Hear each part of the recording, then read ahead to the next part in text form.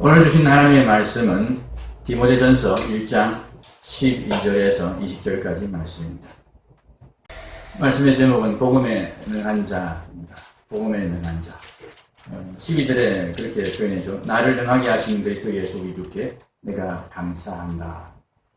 하나님께서 바울을, 예수님께서 바울을 복음에 능하게 해주셨다. 능하게 해주셨다. 이 말이 복음에 능하게 해주셨다. 그런 바울이 어떤 지식이나 기술이나 다른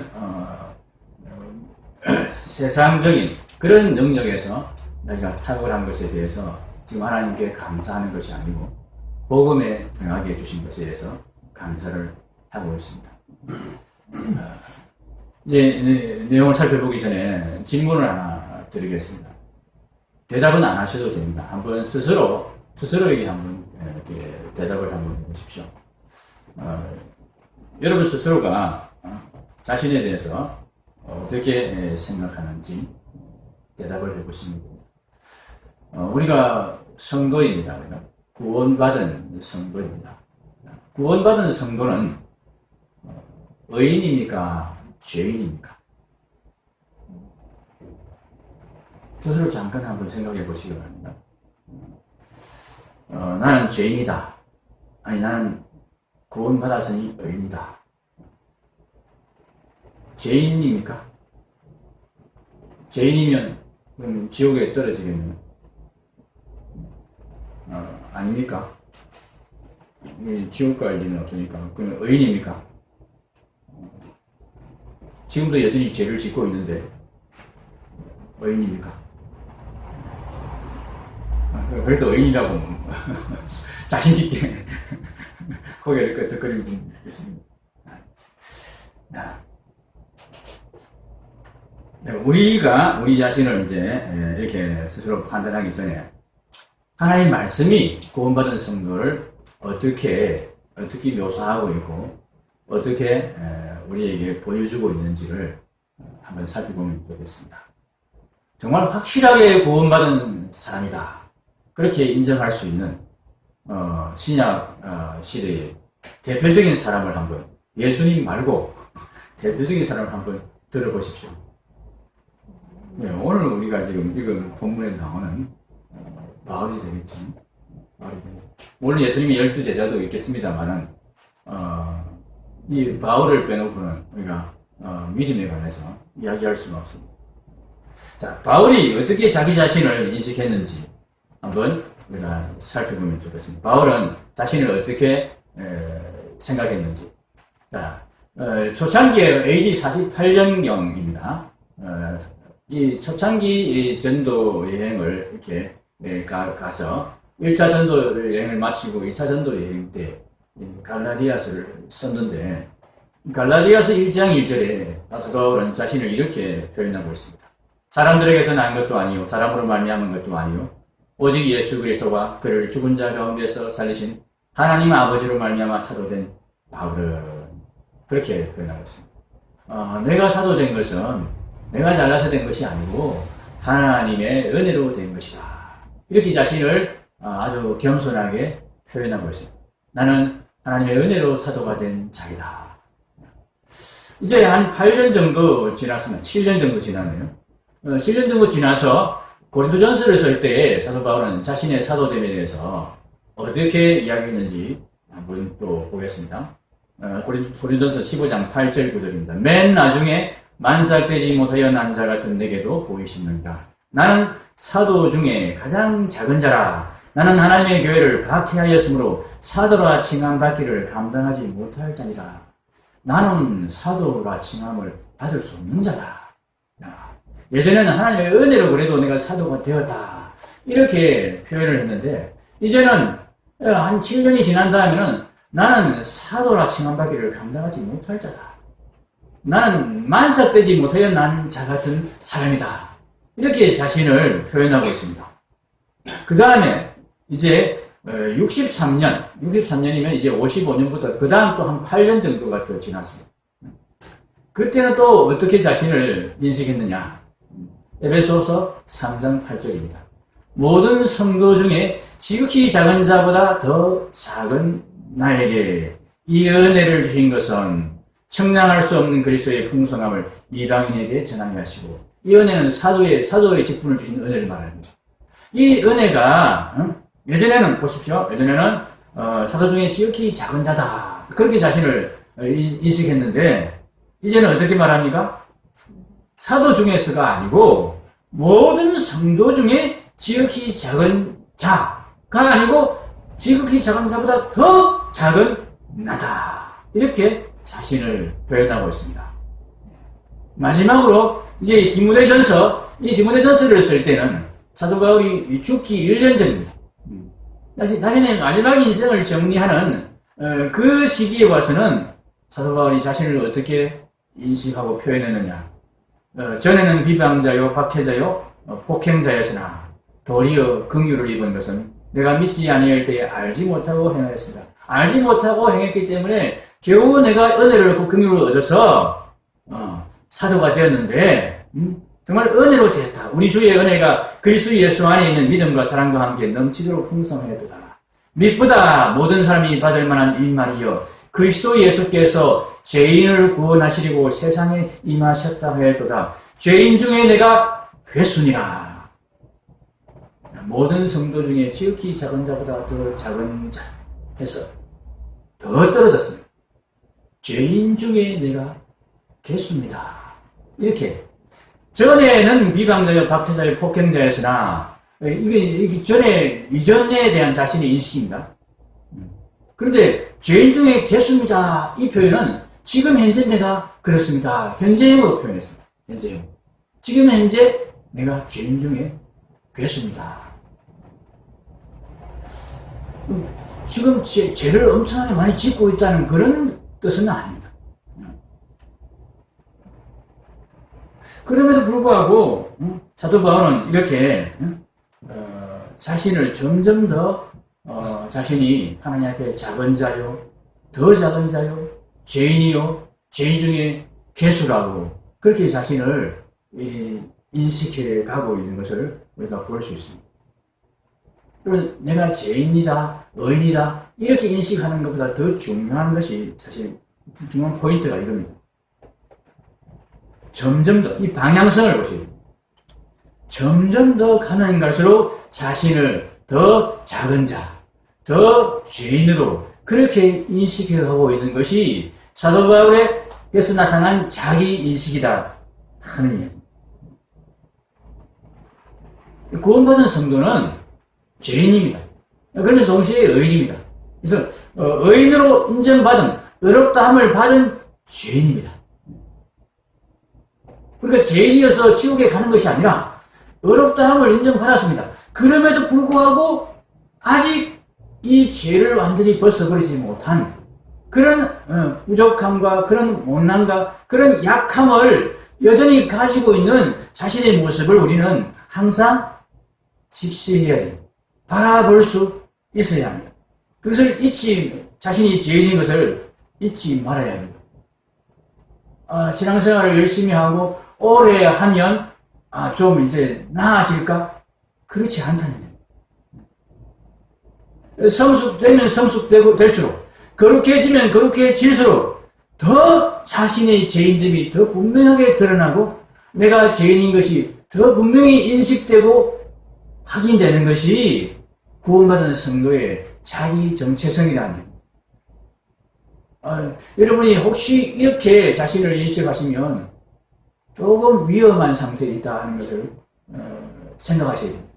내가 처음 예수님 믿을 때보다는 내가 참 많이 나아졌어. 이제는 좀 괜찮아졌어. 혹시 이런 생각을 하고 계시다면은 큰일 났구나 하는 생각을 하시는. 왜 그렇습니까? 정말 객관적으로 실질적으로 우리가 더 나빠진 것이 아닙니다. 점점 더 거룩해졌고 훨씬 더 성화되었습니다.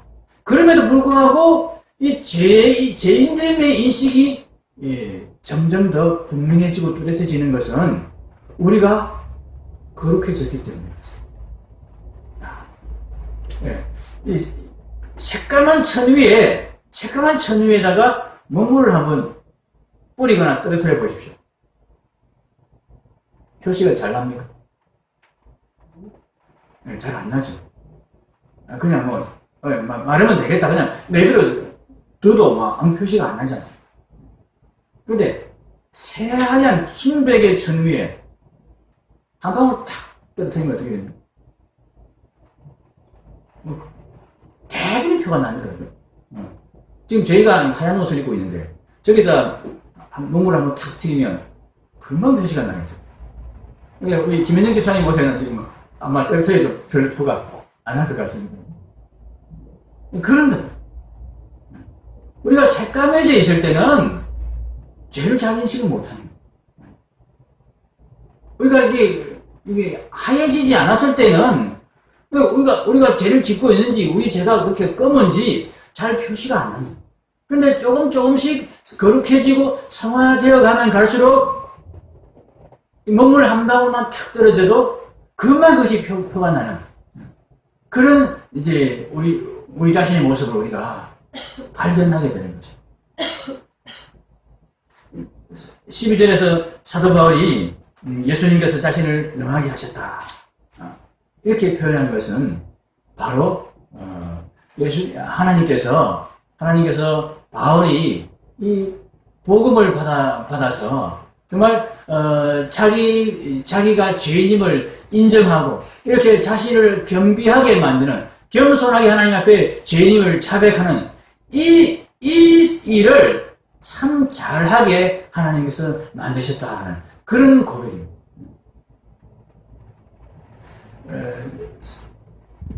가면 갈수록 우리가 죄인인 것을 더 뼈저리게 인식하는 것이 성도의 당연한 믿음의 방향입니다.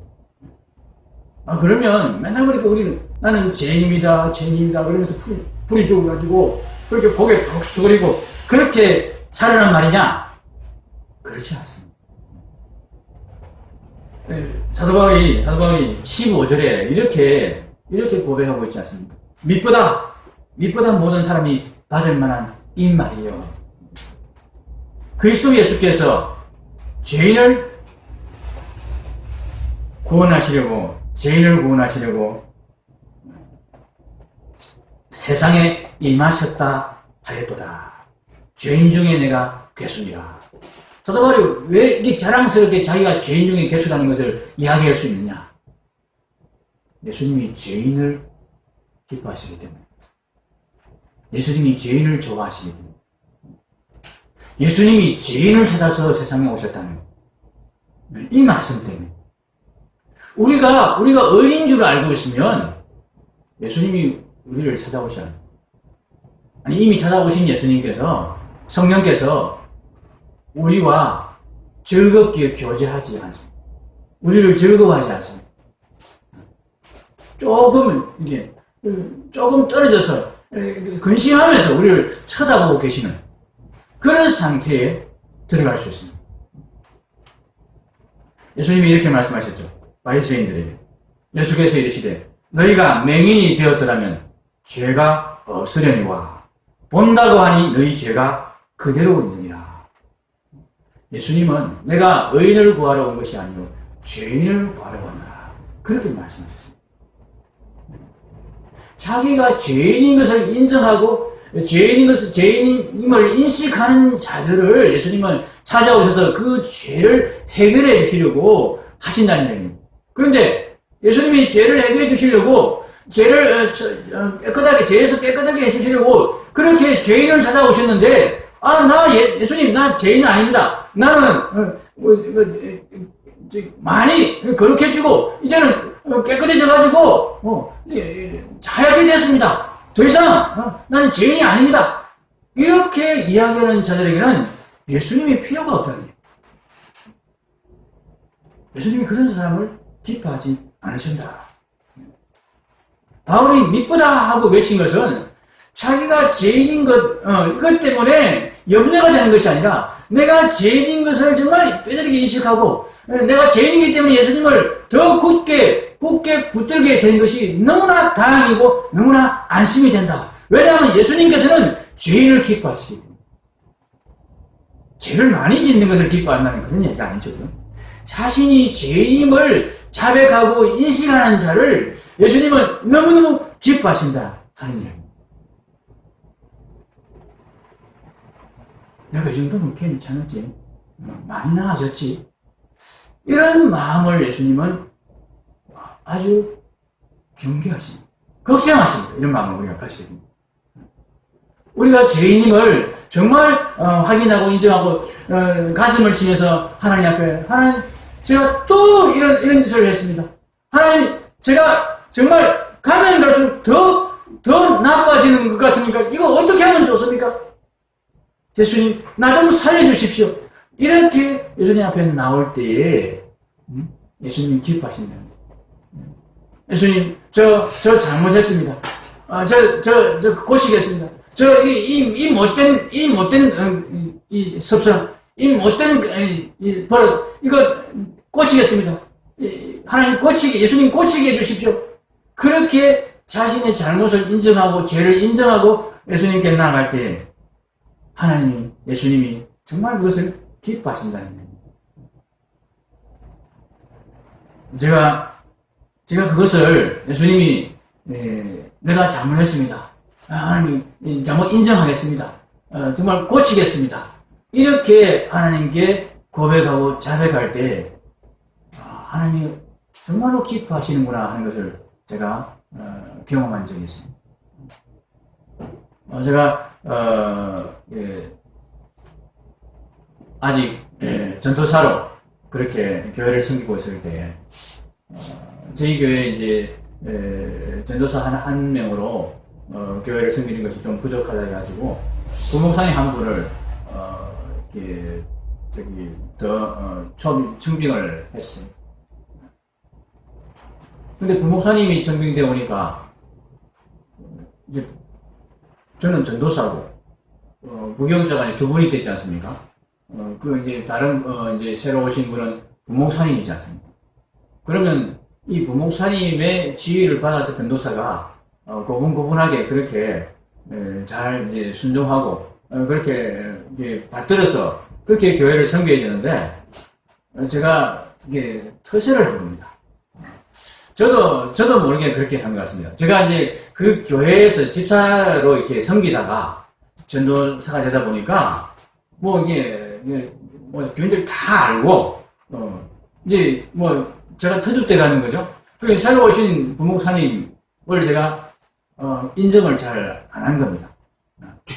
그런데 담임 목사님께서는 그게 아니다 생각을 하신 거예요. 그래서 부목사님을 될 수 있으면 세워주려고 하고 부목사님을 통해서 제가 지도를 받도록 이렇게 하려고 좀 하신 것 같아요. 그게 제가 섭섭했던 거예요. 목사님하고 나하고 한 20년 같이 이 교회에서 같이 생활했는데 나를 이렇게 부대접하고 그러실 수 있습니까? 이런 섭섭한 마음이 제가 들었던 거예요. 그런 마음이 들면서 제가 이제 어떤 또 계기도 좀 있어가지고 사표를 던져버려요. 교회. 제가 이제 전도사 그만하겠습니다. 그렇게 해서 사표를 던지고는 이제 그것 때문에 그렇다고는 말을 못하고 이제 속으로 이제 기분이 안 좋아가지고 사표를 던진 겁니다. 그래서 그 사표를 또 목사님이 두말 없이 받으셨어요. 그것도 되게 섭섭하잖아요.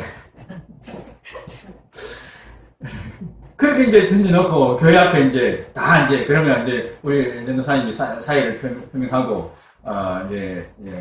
그럼 어디 갈 건데? 이제 키르기스탄에 아버지 계시는 데 가서 선교하겠습니다. 네, 그렇게 이제 큰 소리 쳐놓고 이 전도사님 이제 내년부터 선교하러 갑니다. 이렇게 교회 앞에 다 광고해놓고 이제 있는 상황입니다. 그때가 이제 12월 달인데 그 이야기를 제가 신학교에 와서 이게 친구 전도사님들하고 동기 전도사님들하고 이야기하는 중에 그 이야기를 제가 그냥 아무 생각 없이 한 거예요. 그랬더니 동기 전도사님이 저보다 한 10살 정도 적은 동기 전도사님이 전도사님 또 잘못한 겁니다. 정말 하나님께 기도해보고 그렇게 결정하신 거예요? 가만히 생각해보니 제가 기도 안 하더라고요. 기분 나빠서 자꾸 던진 거잖아요. 제가 기분 나빠서 그랬다는 얘기 안 했는데, 딱 그렇게 지적을 하더라고요. 하나님 맡기신 사역을 기분 나쁘다고 그렇게 던지면 어떡합니까? 회개하십시오. 그러는 제가 거기서 할 말을 이랬습니다. 어떻게, 제가 딱 그 지적을 받는데, 내가 대답을 못 하겠대요. 거기서 바로 제가 회개했으면 좋은데, 또 차마 자존심에 그렇게는 못하고, 제가 그래도 아니라 소리도 못하고, 거기서부터 제 고민이 시작됩니다. 이제 기도하기 시작합니다. 하나님, 제가 정말 잘못한 겁니까? 100번 잘못한 거죠. 아무리 생각해도 잘못한 거예요. 잘못한 것 같으면 회개를 해야 돼요. 잘못을 인정해야 됩니다. 하나님 앞에 인정하고, 그리고 회개하는 것은 돌이켜야 됩니다. 이 잘못을 취소해야 돼요. 그게 이제 진짜 회개인 거예요. 그 잘못 인정하는 까지는 되겠는데, 그다음 이걸 이제 취소를 하는 거는 정말 못하겠대요. 근데 계속해서 기도하는 중에 있는데, 이제 어느 날 강의 시간에 교수님께서 강의를 하시면서 이게 풀어주시는 말씀 가운데 제가 탁 부딪힌 겁니다. 거기서 제가 딱 계속 기도하고 있던 그 상황에서 그 말씀이 확 부딪히면서 그 강의 시간에 제가 탁 깨졌습니다. 하나님, 제가 잘못한 거 확실히 인정합니다. 그래서 제가 취소하겠습니다.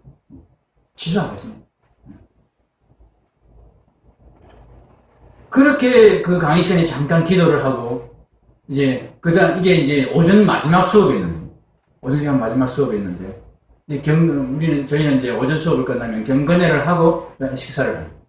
경건회 이제 시간에 가서 이제, 찬송을 부르고 있는데, 그때 찬송이 315장이었어요. 315장 한번 찾아보시면, 내 주 되신 주를 참 사랑하고, 곧 그에게 죄를 구합니다. 그런 찬송입니다. 내 주 되신 주를 참 사랑하고 곧 그에게 죄를 다 구합니다. 이 찬송을 부르는데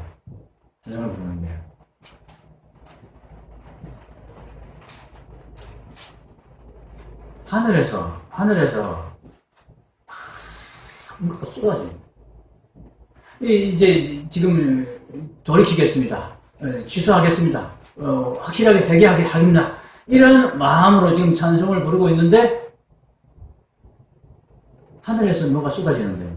그 장면에서, 그 쏟아지는 장면에서 제가 무엇이 연상되는가 하면은 예수님께서 세례를 받으시고 올라오실 때, 물에서 올라오실 때에 하늘이 열리면서 소리가 나지 않았습니까? 내가 너를 기뻐한다. 내가 너를 사랑한다. 이게 헬라어 직역입니다. 내가 너를 기뻐한다. 내가 너를 사랑한다. 이 소리가 하늘에서 들렸어요. 그 소리처럼 제가 들리는 거예요. 소리가 안 나는데도 불구하고 막 쏟아지는 그 쏟아지는 것이 느껴지는데 하나님이 내가 너를 사랑한다. 내가 너를 기뻐한다.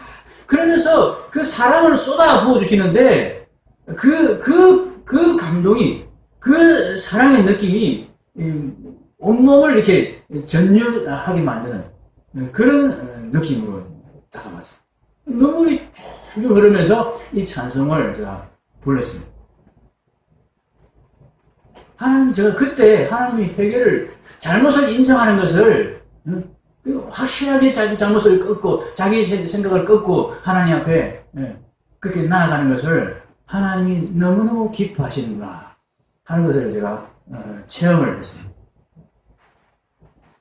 하나님은 우리가 정말 이렇게 자기를 부인하는 것, 내가 죄인입니다 하나님, 제가 잘못했습니다, 이것을 제가 고치겠습니다, 이것을 되돌이키겠습니다, 창피하더라도 제가 이것을 취소하겠습니다, 이렇게 할 때 정말 기뻐하신다.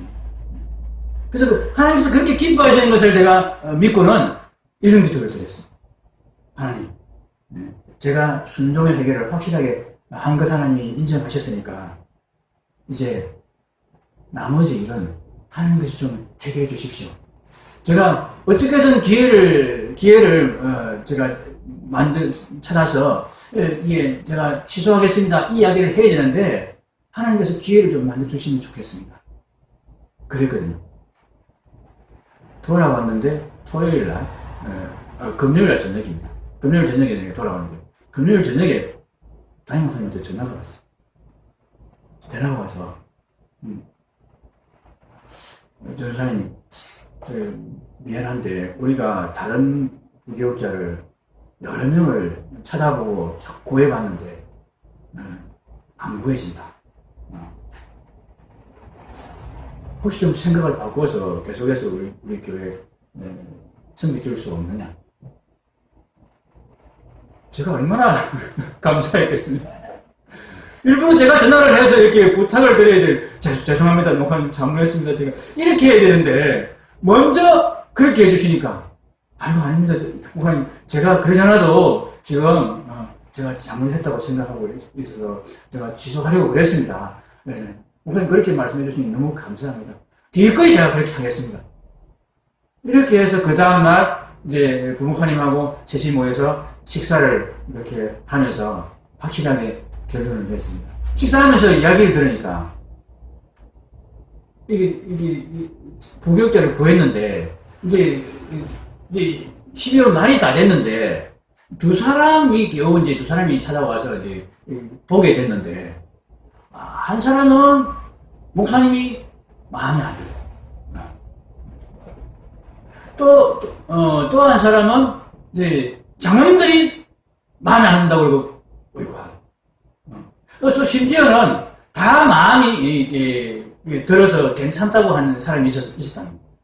근데 그럼 오케이 하고 그러면 오기로 하고 그렇게 갔는데 나중에 가서는 하루 지나더니 전화가 와가지고 제가 죄송합니다 못 가겠습니다 이렇게 또 연락이 왔다. 그래가지고 좀 구하지 못해서 그렇게 있다가 할 수 없이 제게 전화를 했다. 그렇게 말씀을 하시더라고요. 하나님께서 그렇게 정말 자기를 부인하고 자기가 잘못했음을 인정하고 정말 창피함에도 불구하고 내가 정말 취소하겠습니다. 이제 내가 잘못된 걸 인정하겠습니다. 그렇게 할 때에 하나님 우리에게 그 창피함을 피할 길도 열어주시고 우리를 정말 기뻐하신다는 것 이것을 제가 경험했습니다. 하나님께서 우리를 이 땅에 살게 하시면서 우리에게 말씀으로 계속 양육을 하십니다. 우리에게 말씀을 계속 들려주십니다. 근데 그 말씀이 우리에게 어떤 일을 하는가 하면은 우리를 책망하시는 일을 합니다. 하나님 우리에게 말씀을 통해서 하시는 가장 중요한 일은 책망입니다. 우리를 위로하시고 우리의 길을 살려주시고 우리를 이렇게 정말 우리의 기운을 북돋아 주시는 그 말씀도 있지만은 주로 하시는 말씀의 역할은 책망입니다. 성령께서 우리에게 하시는 하시는 일이 이거라고 말씀하십니다. 요한복음 14장 26절에 보혜사 곧 아버지께서 내 이름으로 보내실 성령 그가 너희에게 모든 것을 가르치고 내가 너희에게 말한 모든 것을 생각나게 하리라.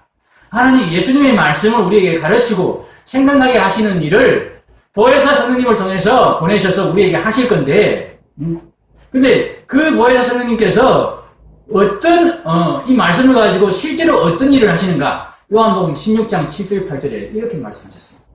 그러나 내가 너희에게 실상을 말하노니 내가 떠나가는 것이 너희에게 유익이라. 내가 떠나가지 아니하면 보혜사가 너희에게로 오시지 아니할 것이요 가면 내가 그를 너희에게로 보내리니 그가 와서 무엇 한다고요? 죄에 대하여 의에 대하여 심판에 대하여 세상을 책망하시리라.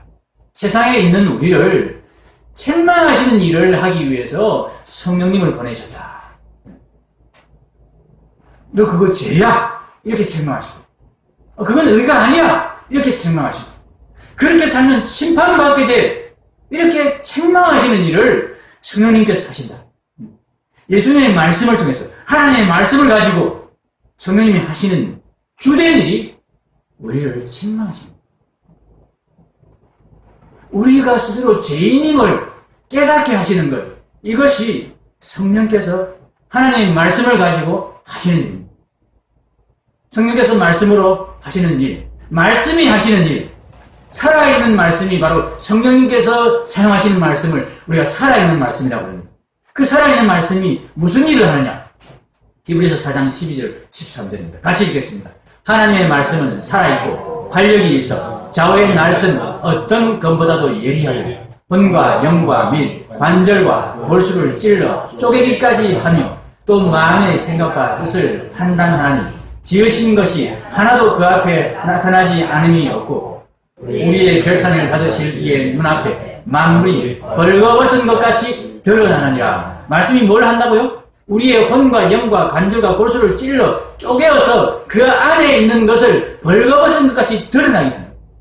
우리 안에 있는 것이 드러나는 것이 무엇입니까? 우리 안에 있는 죄를 덜추어내시는 것이 말씀이 하시는 일, 살아있는 말씀, 성령께서 사용하는 말씀이 하시는 일이 그거라는 거예요.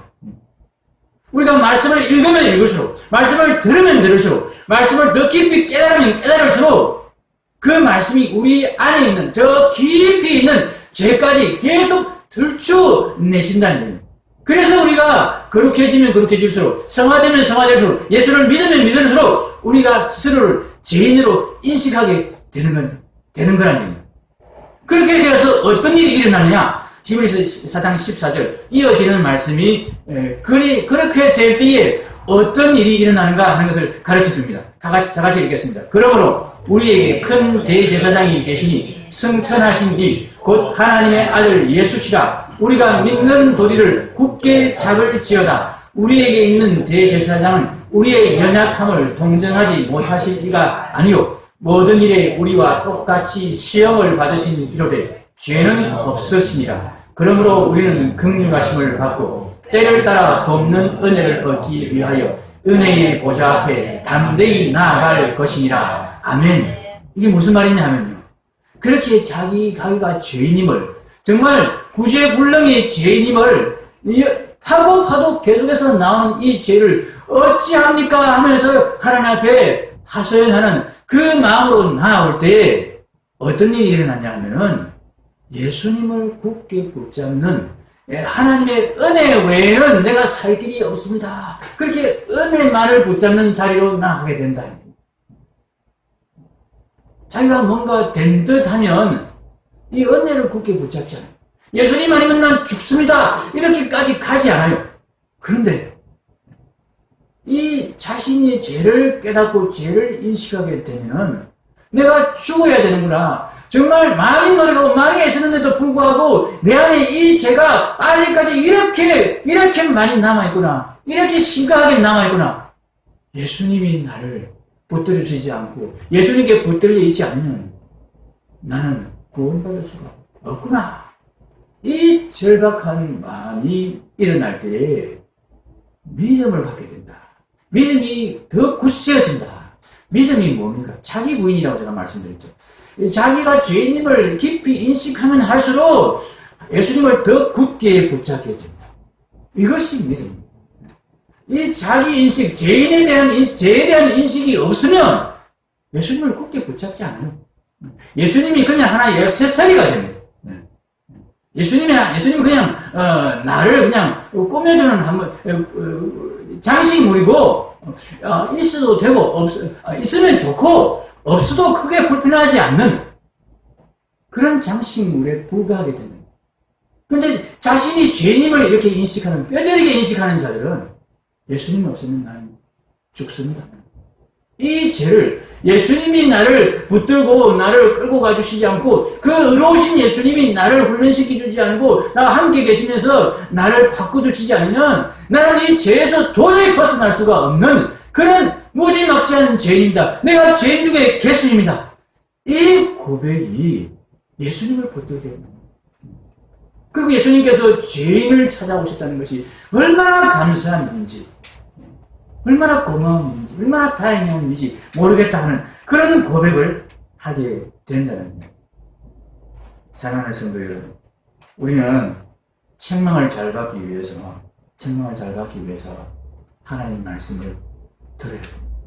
우리가 매일 말씀 묵상을 하고 매일 정식기도를 하는 이유는 이 하나님 말씀이 우리를 책망하시는 그 책망을 받기 위해서, 그래서 우리 안에 있는 죄가 드러나게 하기 위해서, 그래야 우리가 예수님 간절히 붙들게 됩니다.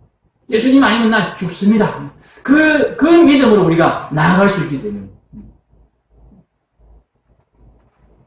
그 믿음 갖게 하기 위해서, 그 은혜 받게 하기 위해서, 그 은혜를 간절히 붙드는 자리에 이르게 하기 위해서 하나님 우리에게 은혜의 방편을 주셨는데, 그것이 뭐라고 그랬습니까? 기도와 말씀이다. 말씀과 기도이다. 나 다 아는데. 아닙니다. 말씀이 살아서 역사하실 때 우리 안에 있는 죄를 계속 들추고, 그럴 때 우리가 정말 믿음의 사람, 온전히 하나님의 은혜를 붙드는 그런 믿음의 사람 될 것입니다. 그런 믿음의 사람 가운데 성령께서 이제 본격적으로 역사하십니다. 죄를 책망하는 것을 넘어서서 이제 우리가 어렵게 되어지도록 만드시는 그런 성령의 역사가, 성령의 열매를 맺는 그런 역사가 비로소 일어나게 될 것입니다. 우리 교회의 비전인, 덕계서로의 비전인, 우리 덕계서로의 연구 목표인 하나님의 형상을 이루어가시고 정말 참 그리스도인들의 모임으로 칭송받는 교회로 우리를 만들어 가실 것입니다.